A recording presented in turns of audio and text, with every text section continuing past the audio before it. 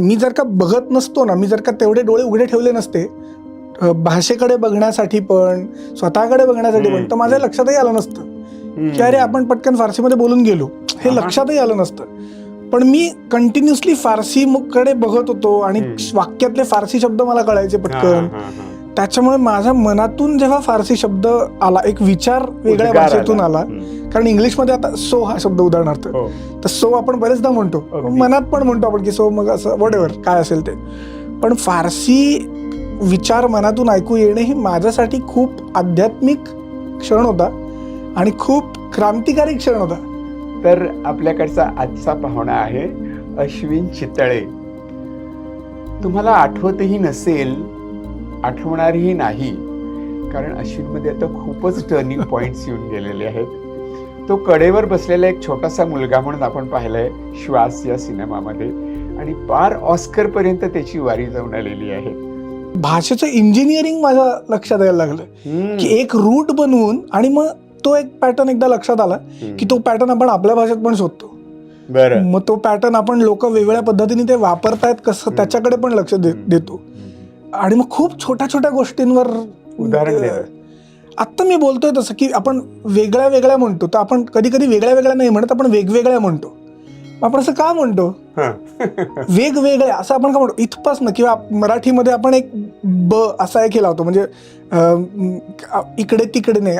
मला उदाहरण द्यायचं झालं तर मारबीर खायचा आहे का तुला, ब हे जे बर बीर हे जे काय करतो आपण, हे त्या भाषा तर त्या भाषेचं वैशिष्ट्य आहे. ह्याच्याकडे मी खूप उघड्या डोळ्यांनी बघायला लागलो. भाषा वापरत होतो आपण, सगळेच मराठी भाषा वापरतो, पण त्याच्याकडे नीट डोळे उघडून बघितलं गेलं आणि त्याच्या मागे काहीतरी इंजिनिअरिंग आहे, त्याच्या मागे विचार केलेला आहे लोकांनी, आणि त्याच्यामुळे त्यात इंटरेस्ट वाटायला लागला.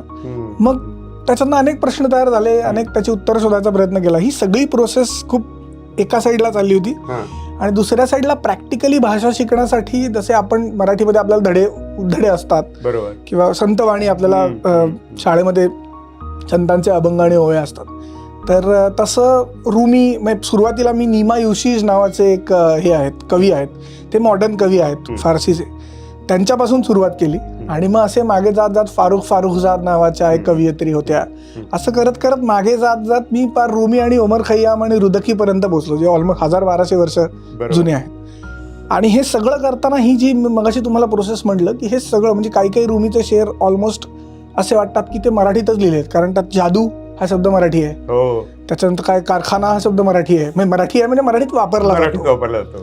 तर त्याचा फक्त उच्चार, म्हणजे जादूला फारसीमध्ये जादू म्हणणार, कारखाने म्हणणार, कारण फारसीमध्ये असंच बोललं जातं. तर त्याच्यामुळे गंमत अशी झाली की तो पॅटर्न दिसायला लागला, आणि तेव्हा लक्षात आलं की भाषा शिकणं हे आपण कधी केलंच नाही, कारण लहानपणी आपल्याला धडेच दिले जातात डायरेक्ट, आणि ते परस्मयपदी आणि आत्मनेपदी आणि त्याचं ऍप्लिकेशन नाही शिकवलं जात.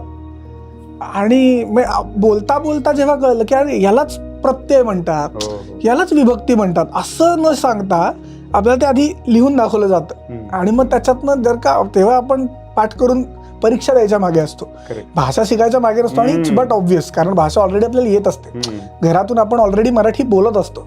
सो आपल्याला कदाचित गरजही नाही वाटत की मराठीचं कुठे एवढं व्याकरण शिकत बसा. तर तो एक खूप माझ्यासाठी वेगळा प्रवास होता. आणि साईड बाय साईड कवी आणि त्यांचं काव्य, शायरी त्यांची, ह्यांनी एक खूप काय म्हणूया ॲट द सेम टाइम ते अनालिटिकल झालं, आणि त्याच वेळेला ते खूप जास्त नॉन अनालिटिकल, कारण माझ्यासाठी कविता हे खूप नॉन अनालिटिकल आहे, आणि ती अशा ठिकाणी घेऊन जाते जिथे लॉजिक काम नाही करत अगदी. सो हे दोन्ही प्रोसेस एका वेळेला चालू होत्या, तो खूपच अमेझिंग एक्सपिरियन्स होता. अश्विन, तू आत्ता बोलत असताना इतके डॉट्स जॉईन केलेले आहेत की ती रांगोळी काढायला बसलं तर मला एक खोली पूर्ण